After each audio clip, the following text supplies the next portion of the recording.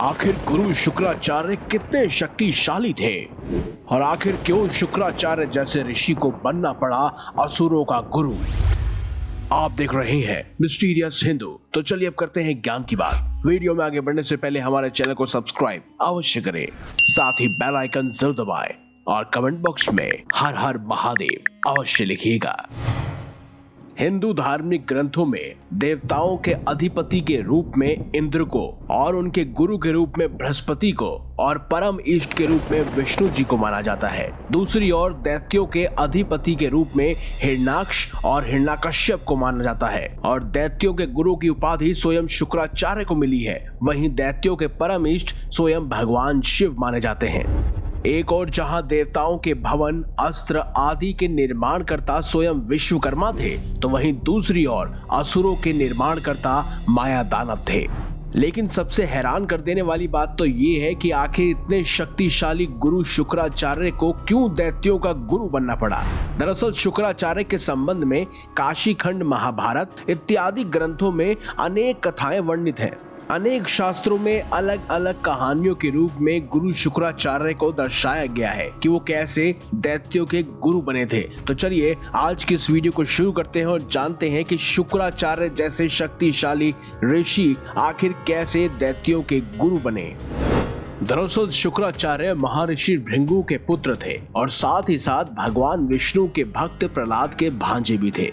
महर्षि भृंगु की पहली पत्नी का नाम ख्याति था, जो उनके भाई दक्ष की कन्या थी। ख्याति से भृंगु को 2 पुत्र प्राप्त हुए, धाता और विधाता। साथ ही साथ एक पुत्री भी प्राप्त हुई जो लक्ष्मी थी। स्वयं लक्ष्मी का विवाह उन्होंने भगवान विष्णु से कर दिया। वहीं भृंगु के और भी पुत्र थे, जैसे कि उष्णा और च्यवन। माना जाता है कि उष्णा ही आगे चलकर शुक्राचार्य कहलाए। एक अन्य मान्यता के अनुसार वह भृंगु ऋषि तथा हिरण्यकश्यपु की पुत्री दिव्या के पुत्र थे।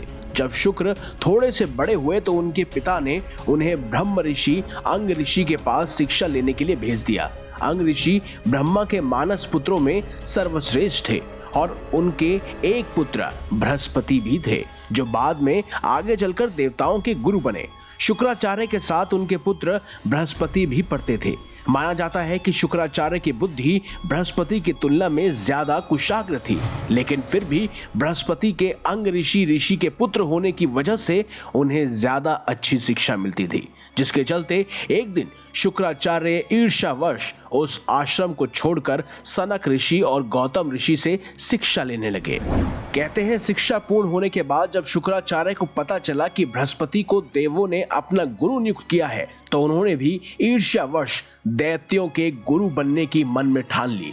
लेकिन उसमें सबसे बड़ी बाधा दैत्यों के देवों के हाथों हमेशा मिलने वाली पराजय थी। दैत्य हमेशा बार बार देवताओं से हारते थे। इसके बाद शुक्राचार्य मन ही मन ये सोचने लगे कि अगर वह भगवान शिव को प्रसन्न करके उनसे संजीवनी मंत्र प्राप्त कर लेते हैं तो वो दैत्यों को विजय दिलवा सकते हैं। कहते हैं संजीवनी विद्या का आविष्कार स्वयं भगवान शिव ने किया था।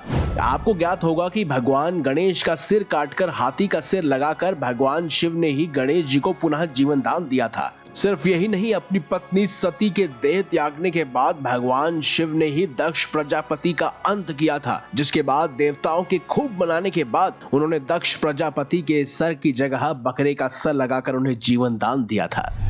कहते हैं इस विद्या द्वारा मृत शरीर को भी जीवित किया जा सकता था। यह विद्या असुरों के गुरु शुक्राचार्य को याद हुई क्योंकि उन्होंने स्वयं भगवान शिव की कठोर तपस्या की थी।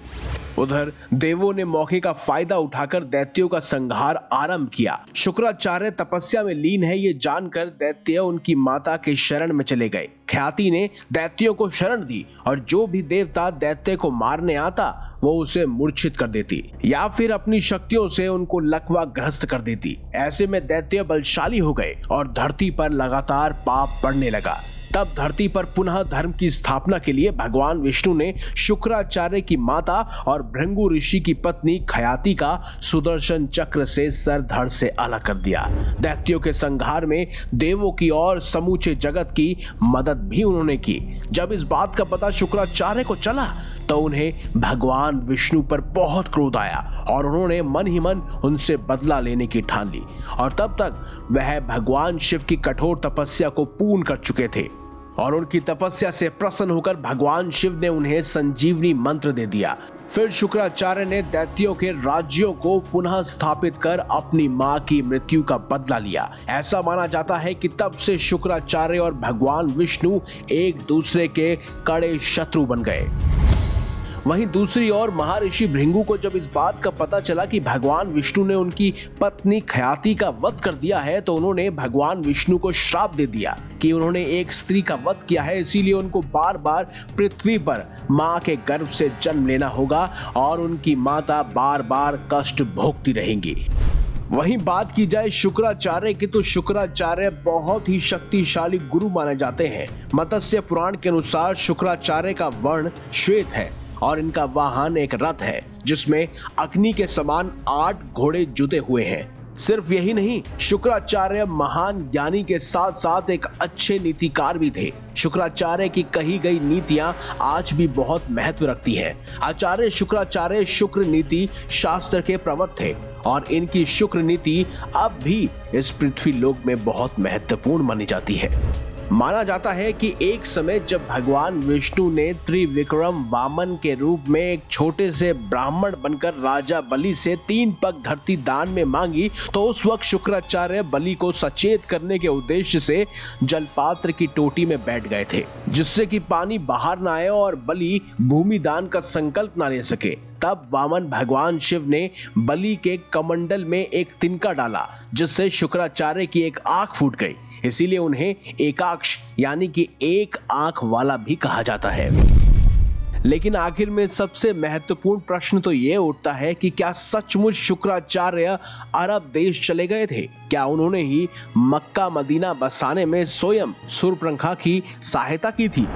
शुक्राचार्य को प्राचीन अरब के धर्म और संस्कृति का प्रवर्तक माना जाता है। हालांकि इस पर बहुत विवाद भी होता है। कुछ विद्वानों का मानना है कि अरब को पहले पाताल लोक की संज्ञा दी गई थी। गुजरात के समुद्र के उस पार पाताल लोक होने की कथा पुराणों में भी मिलती है और माना जाता है कि जब राजा बलि को पाताल लोक का राजा बना दिया गया, तब शुक्राचार्य भी उनके साथ चले गए थे। दूसरी मान्यता के अनुसार दैत्यराज बलि ने शुक्राचार्य का कहना ना माना, तो उसे त्याग कर अपने पौत्र औरव के साथ वो अरब आ गए थे और 10 वर्ष तक वो वहां पर रहे थे। शुक्राचार्य के पौत्र का नाम औरव, अर्व या हर्ब था, जिसका अपभ्रंश होते होते अरब हो गया। अरब देशों का महर्षि भृंगु के पुत्र शुक्राचार्य तथा उनके पौत्र औरव के साथ ऐतिहासिक संबंध के बारे में हिस्ट्री ऑफ पर्शिया में बहुत कुछ उल्लेख मिलता है, जिसके लेखक साइक्स है। साथ ही कहा जाता है कि रामायण खत्म होने के बाद शूर्पणखा भी रहस्यमय तरीके से गायब हुई और वो स्वयं शुक्राचार्य की शरण में अरब देश चली गई, जहां उन्होंने मक्का मदीना बसाया। और आज के जितने भी अरब के लोग हैं या जितने भी मुस्लिम समुदाय के लोग हैं, वो सब शुक्राचार्य और शूर्पणखा की ही पीढ़ी माने जाते हैं। इस विषय पर हम पहले भी एक डिटेल वीडियो बना चुके हैं, आपको लिंक डिस्क्रिप्शन में मिल जाएगा। साथ ही आई कार्ड पर भी आप उस वीडियो को क्लिक कर देख सकते हैं। और आपका शुक्राचार्य जैसे महान शक्तिशाली ऋषि के बारे में क्या मानना है, कमेंट बॉक्स में हमें अवश्य लिखिएगा। तो मिलेंगे अगली बार एक नई खास वीडियो के साथ। तब तक ले देखते रहिए संपूर्ण ज्ञान का केंद्र बिंदु मिस्टीरियस हिंदू।